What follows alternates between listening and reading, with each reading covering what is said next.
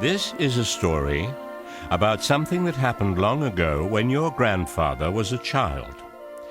It's a very important story because it shows how all the comings and goings between our own world and a land called Narnia first began. In those days, Mr. Sherlock Holmes was still living in Baker Street, and if you were a boy in school, you had to wear a stiff collar every day. Schools were usually nastier than now, you see. But meals were nicer, and as for sweets, I won't tell you how cheap and good they were because it would only make your mouth water in vain. And in those days, there lived in London a girl called Polly Plummer. She lived in one of a long row of houses which were all joined together.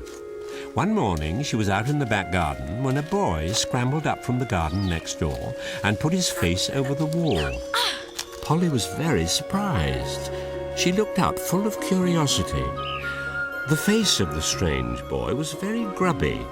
It could hardly have been grubbier if he'd first rubbed his hands in the earth and then had a good cry and then dried his face with his hands. As a matter of fact, this was very nearly what he had been doing. Oh! Hello. Hello. What's your name? Polly. What's yours?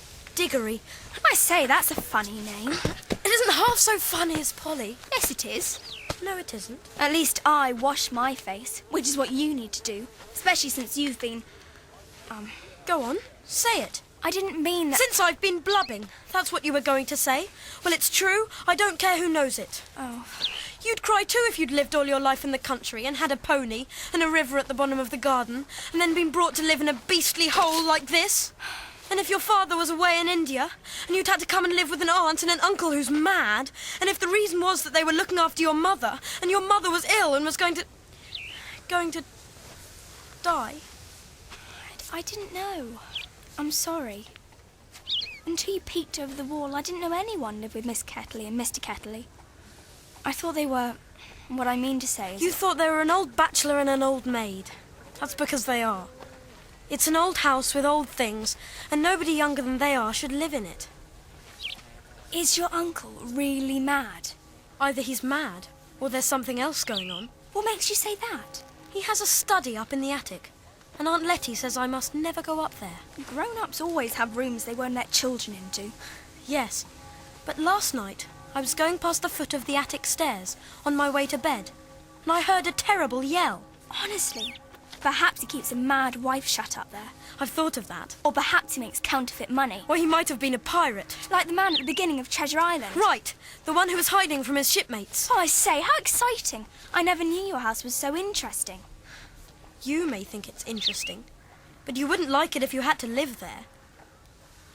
Would you like to visit my house sometimes? All my friends are away on holiday for the summer, and it's been so dreary.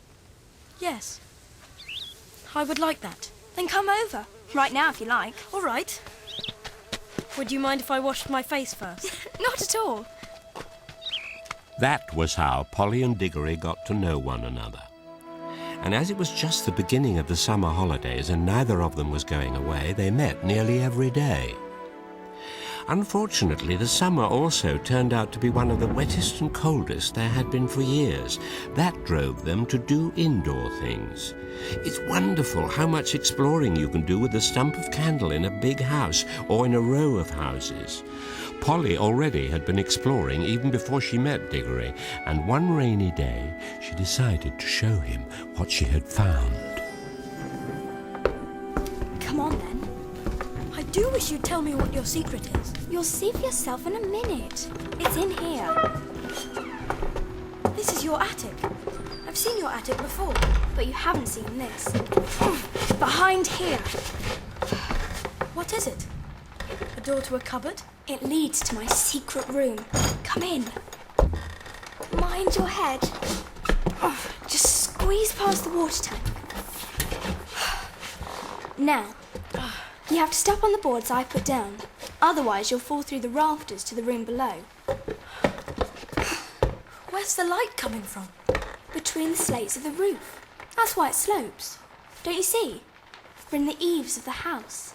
I call it my smuggler's cave. I brought up all these packing cases and chairs myself. Then I put these bottles of ginger beer all around so it looks more like a pirate's den. What's this? It's my cash box, where I keep my treasures. It's a good cave, Polly. But how long does this tunnel go on for? I mean, does it stop where your house ends? No, it goes on. I don't know how far, though. Then we could go the length of the whole row of houses. So we could. Oh, I say! What? We could get into the other houses. Yes, and get taken up for burglars. No thanks. Don't be so jolly clever. I was thinking of the house beyond yours. What about it? It's the empty one. My daddy says it's always been empty since we came here. I think it might be haunted. Oh. Well, I suppose we ought to have a look at it then. All right. Don't, if you'd rather not. I'm game if you are. Oh. But how are we to know when we've reached the empty house? I suppose we could count the rafters along the length of my house. And since all the houses are the same width, we'll know how many rafters it takes to go past your house. And then we'll reach the empty one. Good idea. And so they did. They measured the attic of Polly's house, then had to get a pencil and do a sum. Right. They both got different answers to it at first, and even when they agreed, I'm not sure they got it right. They were in a hurry to start on the exploration. Okay, let's start again. Though they had little chinks of light coming through the slates of the roof, they each took a candle because it was such an important occasion. 16 left. Then they carefully made their way down the tunnel, counting as they stepped from rafter to rafter. 25. I don't believe the house is really empty at all. 26. Don't you? 28. I expect someone lives there in secret, 29. only coming in and out at night with a dark lantern. 31. We shall probably discover a gang of desperate criminals and get a reward. Oh, it's all rot to say a house would be empty all those years, unless there was some mystery. Daddy thought it must be the drains. Oh, pooh. Grown-ups are always thinking of uninteresting explanations. Oh no, I've lost count.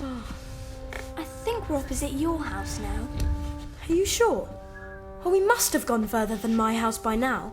Diggory, look! Is that a door? Let's have a look.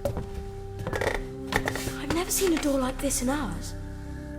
It must be a door to the attic of the empty house. Shall I open it? I'm game if you are. There's no handle or bolt. Hold your candle up so I can see. There's a latch near the top. Well spotted. Ah, it's stuck. Ah, wait. Ah, there we are.